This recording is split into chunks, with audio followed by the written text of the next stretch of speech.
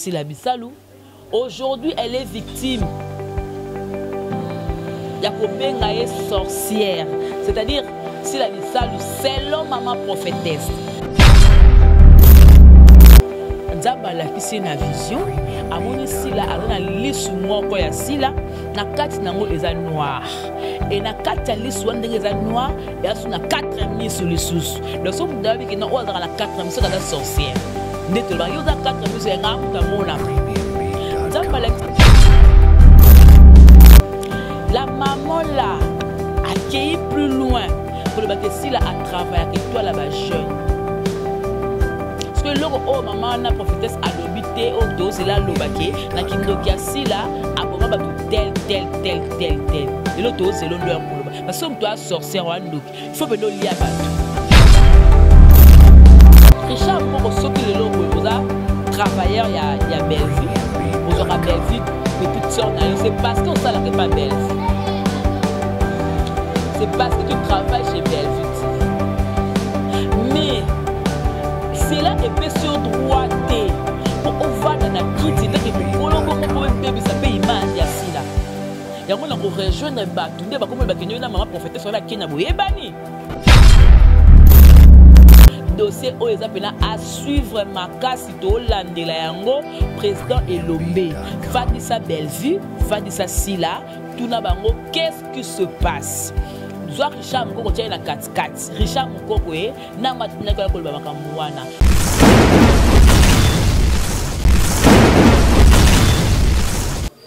Votre fidélité nous rassure, votre chers téléspectateurs, vous qui nous suivez de partout.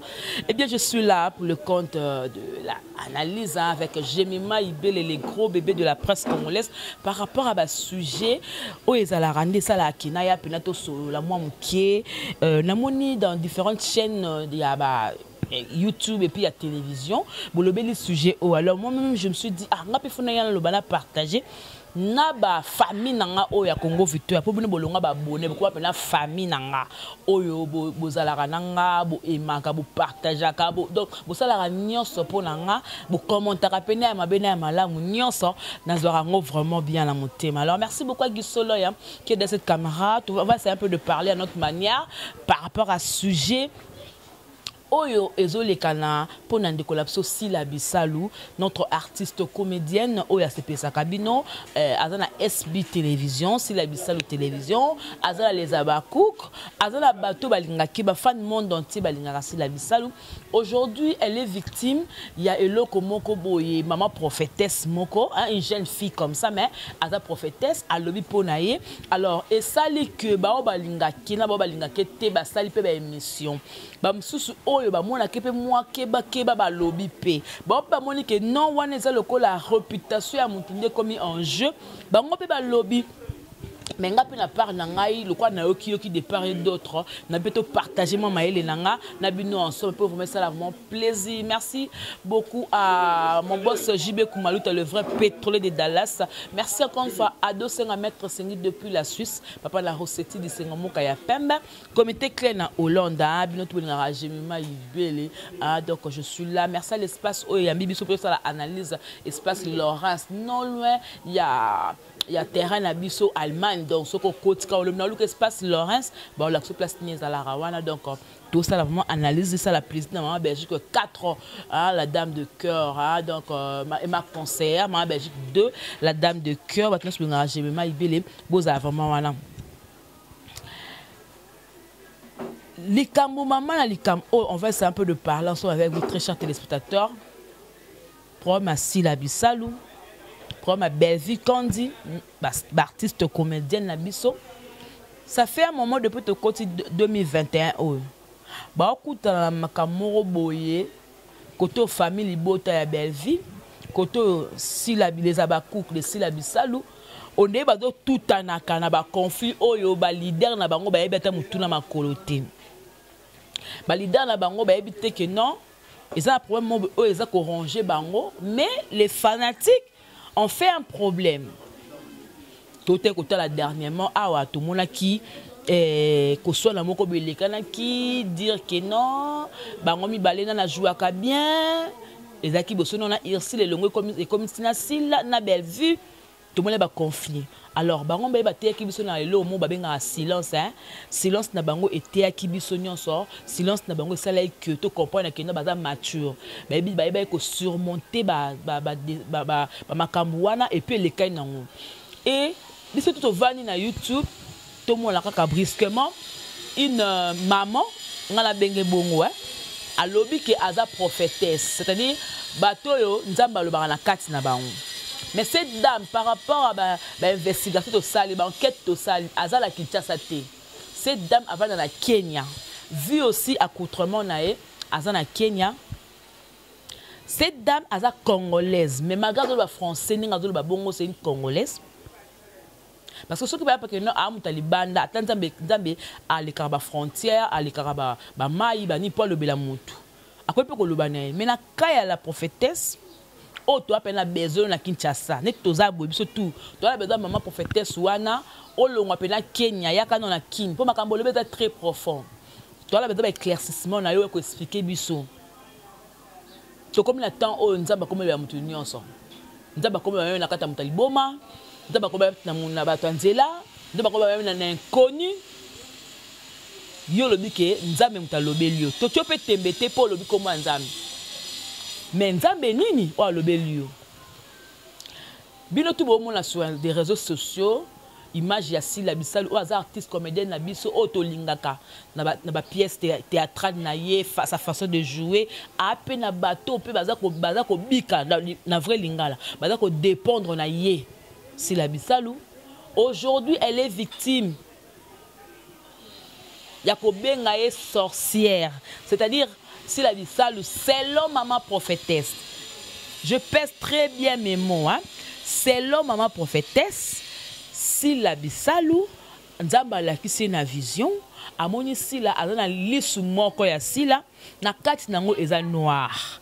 Et na kati ya lisu ndenge eza noir, et asu na 4000 sur lisusu. Donc so mudabi ki na o azaka la 4000 so kaza sorcière. Ndeto ba yo za 4000 so nga muta monaka.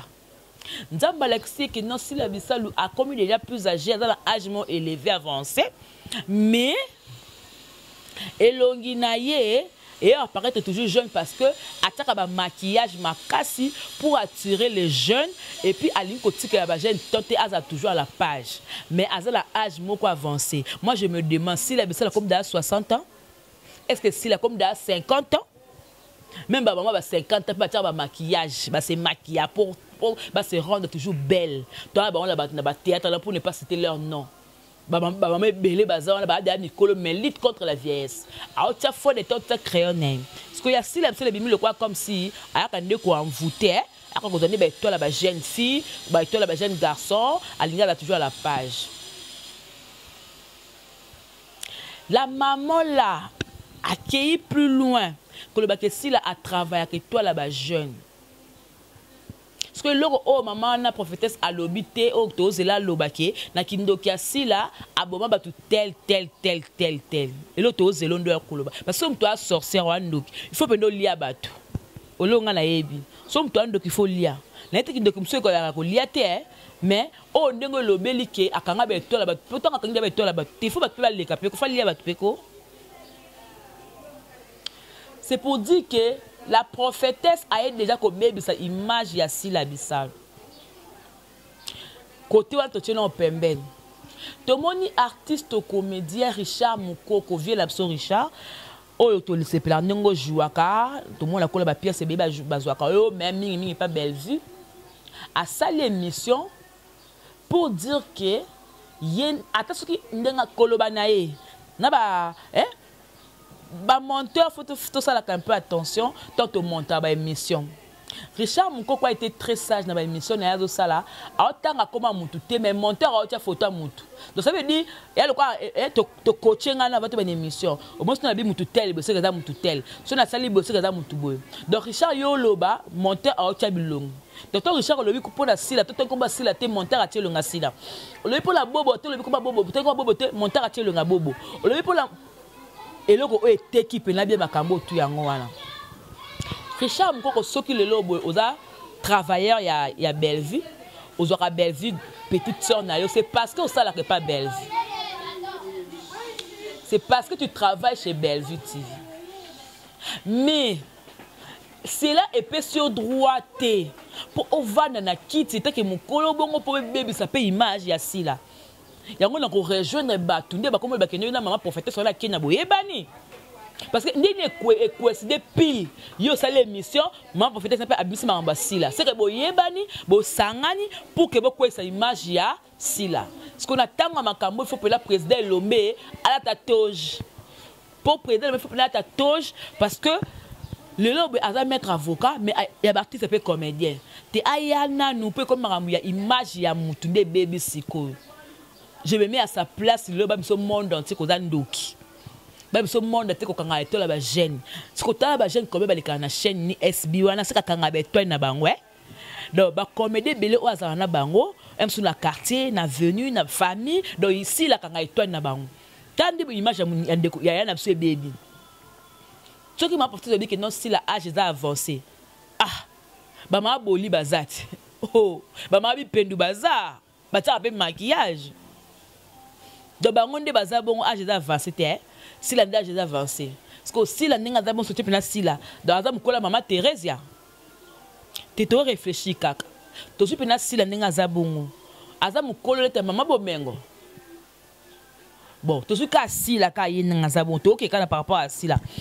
Aza mukola maman makambo pour moi quand on peut la tournage passer à moi crayon à tirer moi mais à pas à partir ici doit tirer moi make-up a mukola na bango dossier au besoin moi la légèreté parce que na moi tout ça là on dit moi hein on dit bah quand à rendre yo belle vie yo on cause ça c'est là t'es ça bah quand à rendre t'es la vie à mon tout pour ça peut moi souci me commettre pas écrire malade parce que total akaye tolinga keme to comme ce que tu as dit non ba benga si la kuna zancho si la ba si la sala rabu non travail na ngasi na si la te po azo étoile nanga non ça si boté po si la sala ngabo tout ça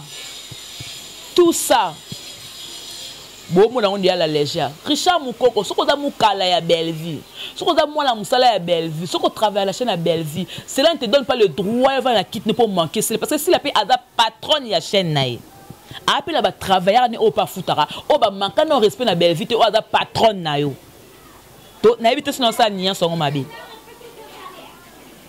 Richard Mukoko ozaya ya mukolo mo lobike na chaîne ya Belleville bien encore sage mais la moni sagesse na hôtel quand tu viens à la télé pour dire que si la aibaka biloko tout au Belleville asimbaka na maboko na ye si la ayaka pa boto lango tel que Bobo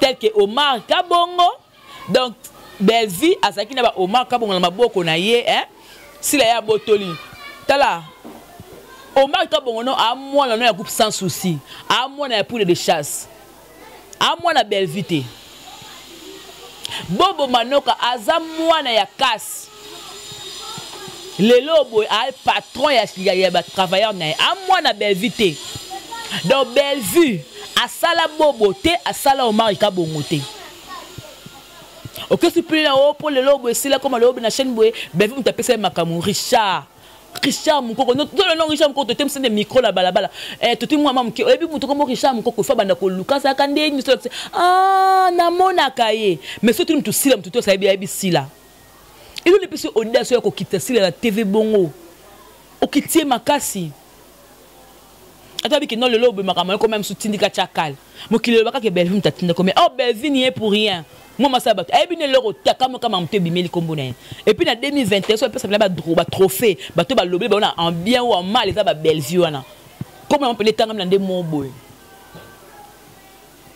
Richard Mukoko tu ne peux pas tu n'as pas le droit de venir à la télé pour dire que Bobo ndenga za bonga zaki azaka zaki produit avec ma boko à Belleville à laisser les koboto parce que Bobo a moi mukite Bobo a mukolo Bobo za libre ya koma filme place au moté mané tinda koma sera Monique si la personne cacha bien ça les films mikoana azala pas si les pour ordonner cacha bien so mikoana moi que tant Belleville puis azaka to pena sala akipa ndekole Belleville azala problème tant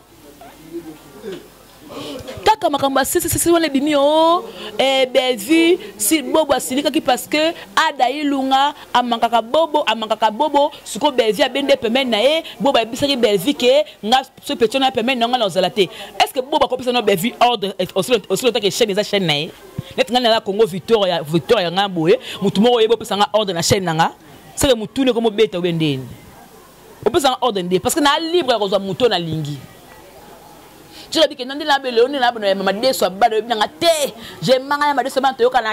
est-ce que talinga pour ezanga non ça makam nangala musana ngala batu nangala ba invité nanga elle quoi Bellevue azali libre zana ada azali libre zana bobo azali libre zana acteur tout ya lingi bobo n'a pas le droit à couper ses ordres moko boy baza ba confrère ba consœur na musala baza ba collègue ndé ba bengaka.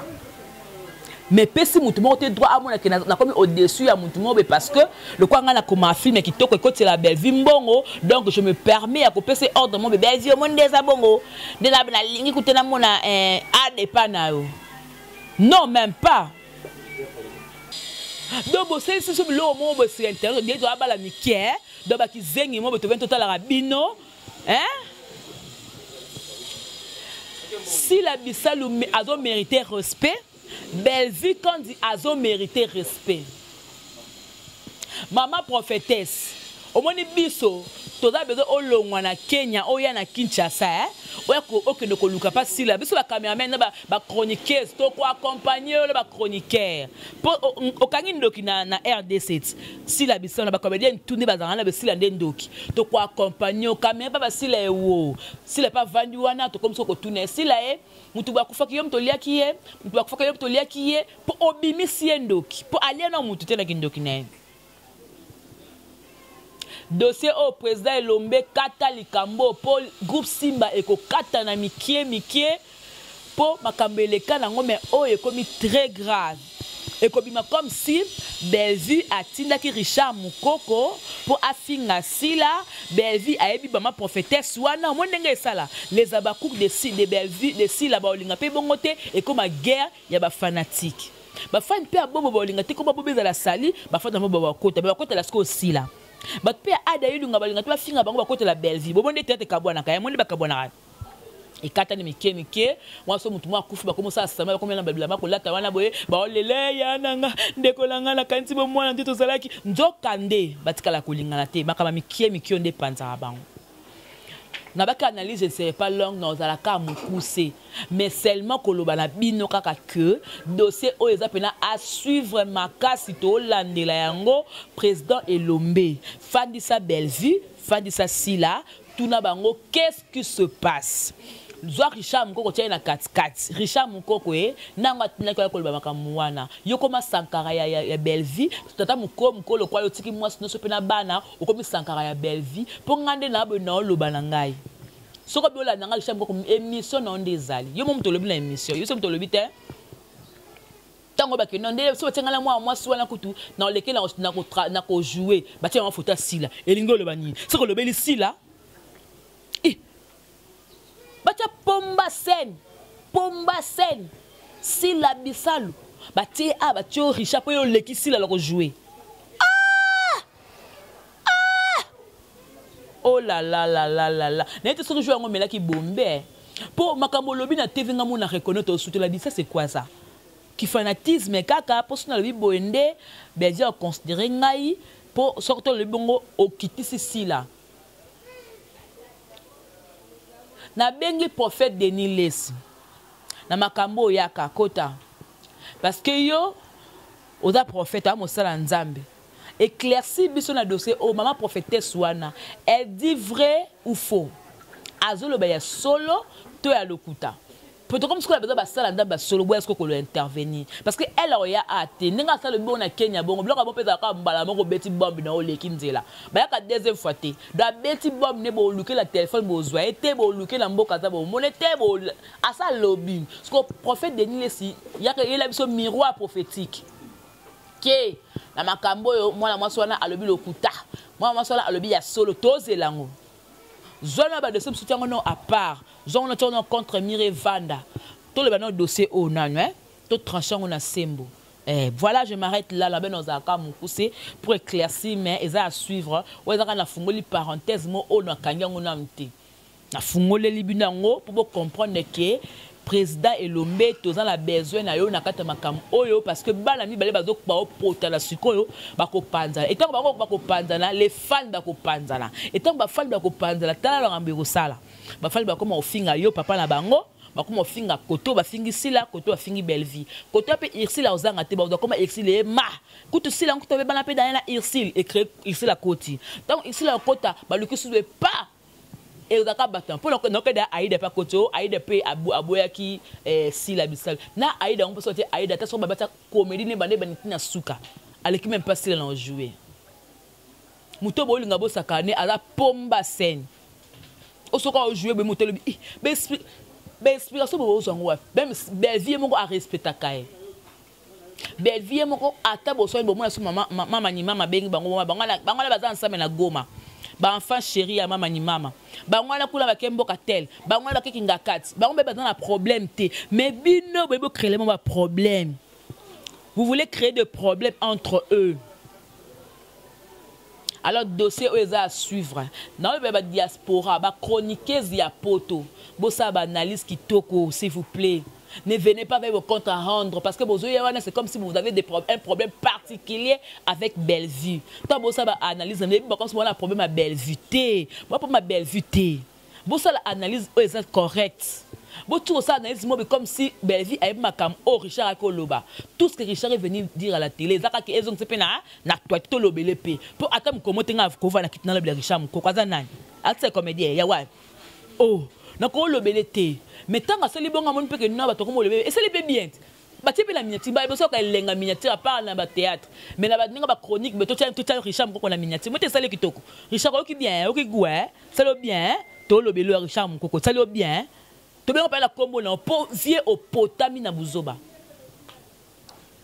Bellevue a ko tinda oté et puis ne crée pas le conflit entre Bellevue na Bobo pour na Ada aza mwana ya Bobo so Ada o manqué Bobo ya makamula ba utala ngo depuis na groupe na bango kuna etali Bellevue Bellevue ataka mutu ke non ya yo za film okomelanga caché no combien o $800 no yango yo ba matériel yango yo pesanga film ngala ba côté la chaîne et sili vos conflits vos différents etali Bellevue na lo monter elle fait que son travail pour la famille bota o balingake appelle la charge n'est pas qui peut avoir orphelin ou ya dadi di kamba le mta boko la bango ana bato ya ki parabana ya Diana o Diana auto kufa to mona ka Bellevue ta ke nota la bana Diana to moni mutu nya kota bana Diana atam to ba ke no yondo dans la mbongo ko le ka ba comédien belé bana Diana auto kufa la bana to moni ka Bellevue ba ke kota la bana Diana à part Bellevue bo la sanga comédien ya kota la bana Diana mo so mutala motema ko sa bolam bo pousser ta ko motema be pour la makambo sa ke na YouTube. Maman prophète toi la besoin pour se rebimiter to bimisa yo na idate na place vendre na Kenya so ba YouTube c'est to ko lookelo information to ko zwelo ngona source na mo comprendre to ba ebinga bwendeni po na minto be wana téléphone te oza Kenya mais téléphone wana ngote to lukepe na compte Facebook na peut to monyo pété donc to so outi likola nzeto kiti bi outi na lola to comprendre pété donc dossier oyo ko bimisa ke sila zancho yaka aussi senti na suka ba comédie ba kufi belé na kindoki na boma da nani po olobi angote donc voilà, je m'arrête là. Je dis merci beaucoup à Guy Soleil qui était dans cette caméra. Merci beaucoup à Moïse, le prof dans le montage. Merci beaucoup à Espace et Yami Bisso, Espace Laurence. Donc merci pour l'accueil. Merci beaucoup à notre boss, le boss JB Koumalou Televra, pétrolier de Dallas, communauté créée en Hollande, mon vieux Olivier Akiala Mokonda Toulouse. Olivier, babi, les 12 à 12h, 12 minutes, 12 tierces. C'est pas sorcier des Braton, Pianaya, les Mbous et Balaloyembo.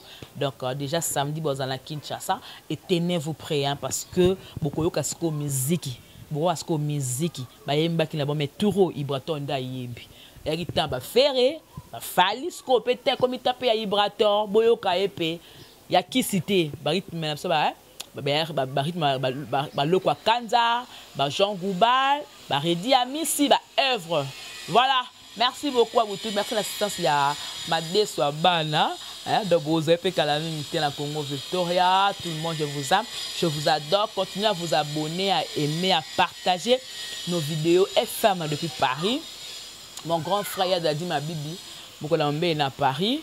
Le 28 novembre, c'est l'anniversaire de ma maman.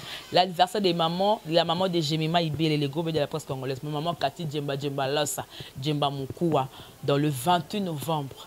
Elle est dimanche. Si monsieur côté non lelo, moi tchouaka, moi loc, ça en a bien maman pas mais la moi J. Et ça est l'autre. On se retrouve prochainement. Merci beaucoup. Au revoir.